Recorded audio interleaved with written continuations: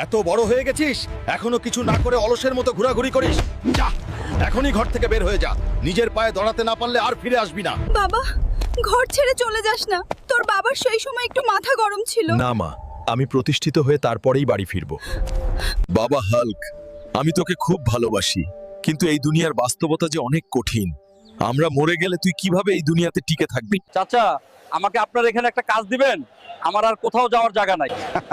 ঠিক আছে ভাতিজা, আজ থেকে তুমি আমার চায়ের দোকানে মন দিয়ে কাজ করবা। এই নিন চা, আপনার আর কিছু লাগলে আমাকে বলুন। এতদিন বাবার হোটেলে খেয়ে বাস্তবটা বুঝতে পারি নাই। আসলে টাকা কামানো অনেক কষ্ট, কিন্তু আমাকে নিজের পায়ে দাঁড়াতেই হবে।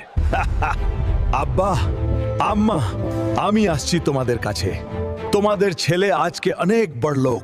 বাবা, মা, দেখো, আজ তোমার ছেলে অনেক গাড়ি বাড়ির মালিক, আর তোমাদের জন্য কিন্তু একটা সুন্দরী বৌমা